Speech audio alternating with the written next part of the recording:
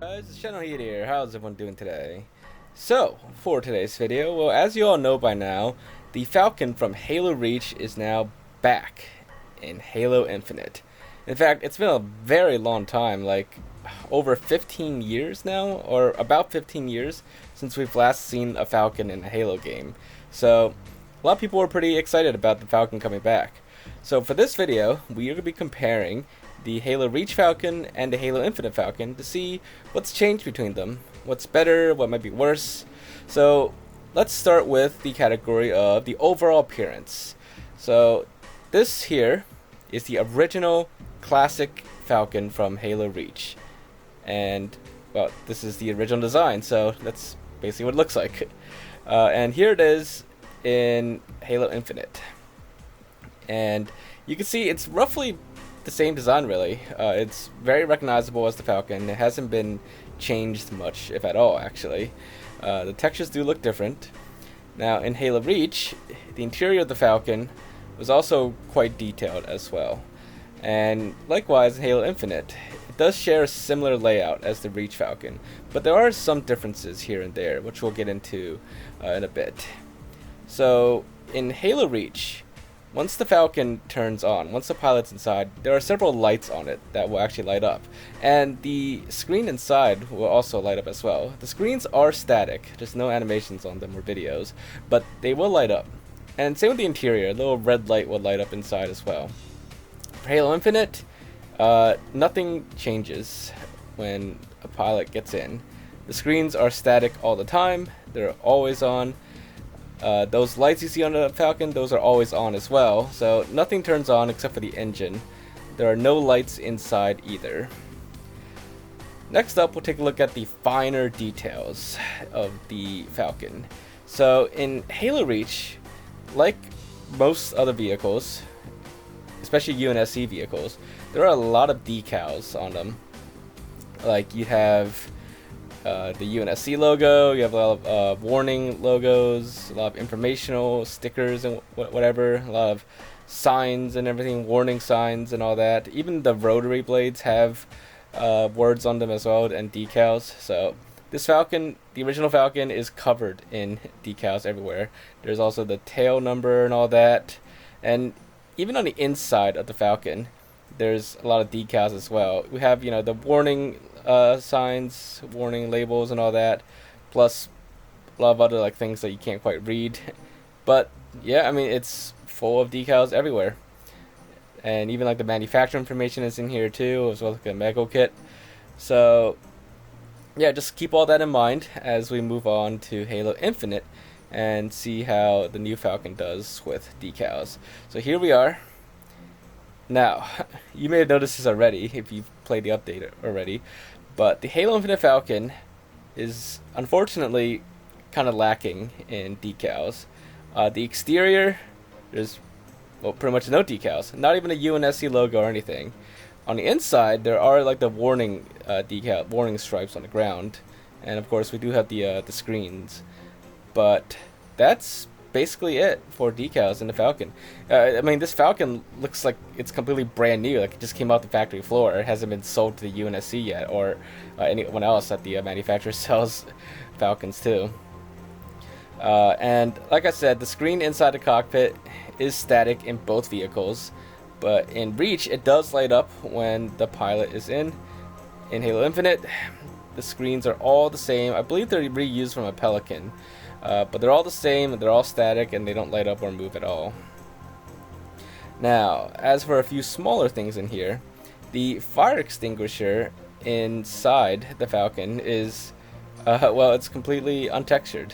Well, I mean, it has a single color texture on the entire thing, instead of in Halo Reach, where we actually saw the fire hydrant coloring and everything. And same with these emergency batteries too. They are basically untextured, unlike in Reach, where you can see they actually have the labels on them and all that.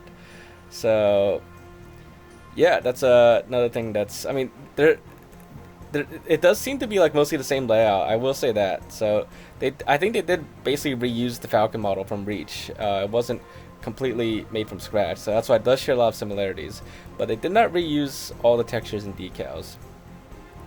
So the Falcon in Reach has 2 machine gun turrets, or 2 grenade launchers, depending on the model.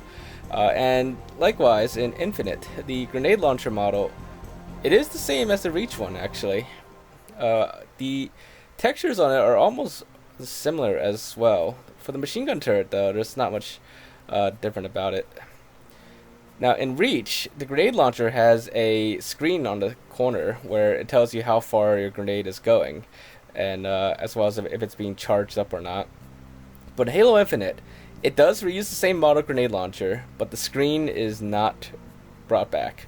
In fact, it's just an empty hole there. No screen or anything. Untextured inside. And one capability of the grenade launcher in Reach was that, well, 2 capabilities, was that you could rapid fire it, basically, and you could charge it up to EMP vehicles.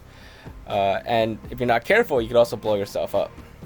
In Halo Infinite, you cannot rapid fire it. It's a much slower rate of fire. You cannot charge it up, let it bounce, or EMP it. And you cannot damage yourself with it either. You can make it impact your Falcon and push it around, but it won't get damaged.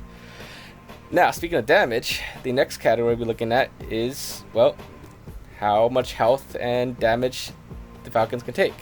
So in the original Halo Reach, it only takes a couple rockets to destroy the Falcon. In Halo Infinite, the Falcons are built tough. They are basically flying tanks.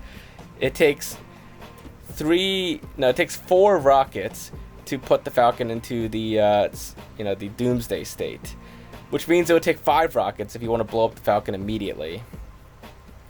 And likewise, in Infinite, with the skewer is supposed to be almost like a Spartan laser-like weapon. It's supposed to destroy most vehicles in one shot, except for maybe heavy vehicles. But the Falcon can tank 3 skewer shots, as you can see here. And even the first 2 shots, it doesn't do too much to it, but the third will destroy the Falcon. So it's slightly more powerful than a rocket, but yeah, I mean, the Falcon can take a lot of damage, whereas in Halo Reach, the Falcon gets shredded pretty easily, even by a plasma cannon. Also, the canopy for the cockpit cannot be shot off in Halo Reach. The glass can be broken and shattered, but the cockpit will remain on, except very damaged. But in Halo Infinite, the canopy can be shot off completely, and it just falls off. But the glass on it, as well as for the cockpit, cannot be broken. It will get dirty, but it can't be broken. So, with the armor on the Falcon and overall, these things are called damage states. So as they take damage, they will change states and show different appearances.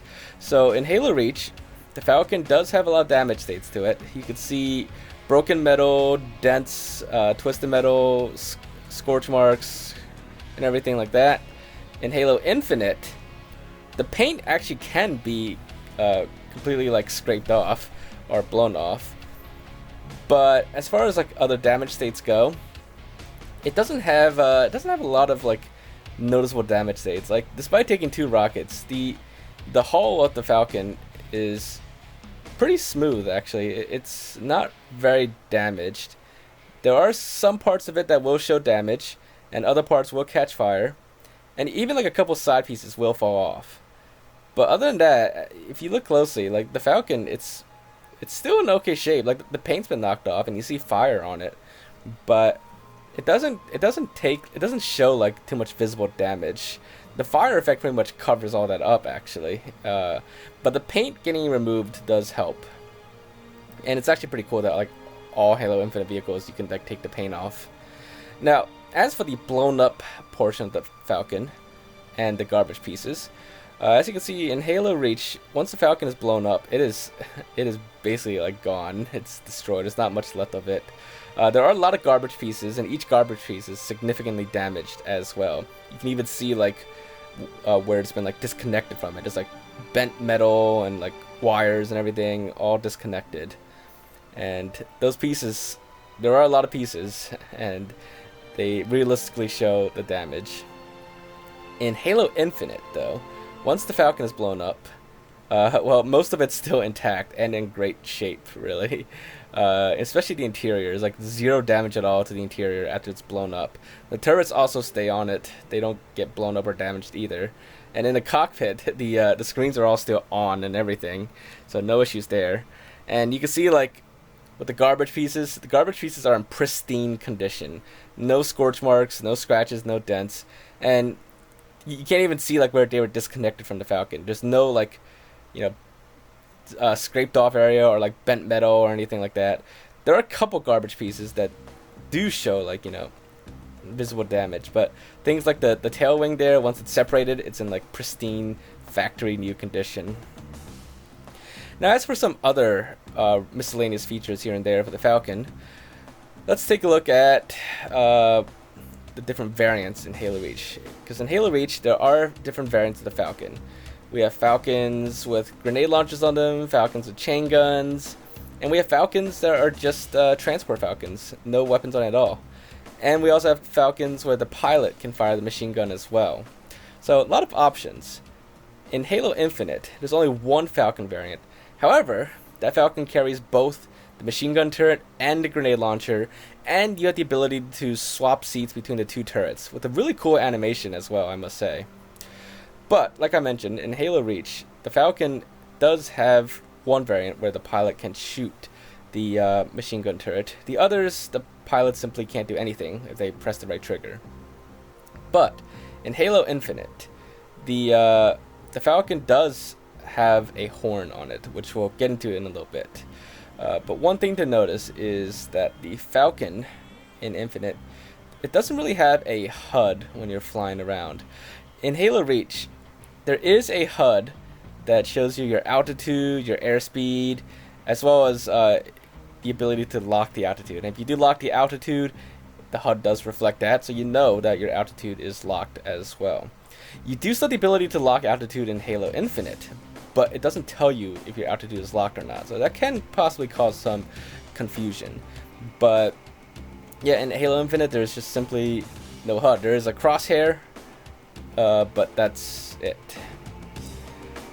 Now, in Halo Reach, there was a thing with the Falcon where if you jump on the propellers or the rotors while they're spinning, you would die instantly. You can safely jump on them when they're not spinning, but once someone gets in and the propellers kick in, well, then you die instantly. So that is one thing you have to watch out for in Infinite. I mean, in Halo Reach. But in Infinite, the rotors, they do no damage at all to you. They you won't die. You can stand on them as long as you want. Doesn't matter if you're an enemy or a friendly. You can just jump on them and the rotors won't do anything to you. In fact, the rotor spinning animation looks kind of trippy in Infinite as well. Almost kind of choppy too, compared to Halo Reach. Now, the next category we take a look at are the turret animations. So, there's some interesting animations in Infinite, but for Halo Reach, let's establish a baseline first. In Halo Reach, you simply get on the turret. Well, you start off by sitting in a seat, and then the turret automatically moves towards you, and then you just grab it. So that's it. Pretty simple, pretty straightforward. That's just how it worked in Halo Reach, and that is our baseline turret animation. And of course, the passenger seat, you also hop on, and that's what it looks like. So now, let's take a look at how that animation is in Halo Infinite. So in Infinite, it's kind of weird. As you saw there, once you get in the seat, it looks like you're pulling something out, like out of thin air, and then you grab the turret. I'm not sure like what's going on there. Like, I don't know if that animation was reused from something else. I couldn't figure it out. Like, I thought one of my friends thought maybe it was a boarding animation that they reused, but I can't tell. I mean, it's not impossible that they reused an animation. They reused animations for like the carbine and other new weapons they've added in recent updates. But that animation, I can't figure it out because it is different. Now the next thing we're taking a look at is the sounds. The Falcons in Halo Infinite actually do reuse sounds from vehicles.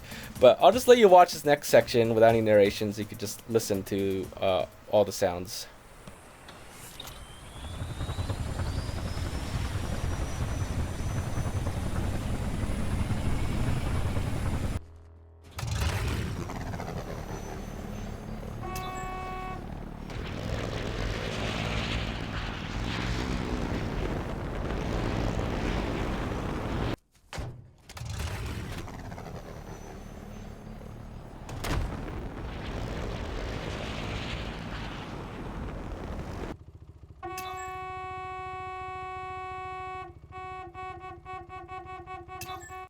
Alright, so as you just heard there, the Falcon in Halo Infinite basically just reuses the wasp flying sounds, well, all the wasp sound effects, and it reuses the mongoose horn for its honking, which is kind of odd that the Falcon even has a horn on it.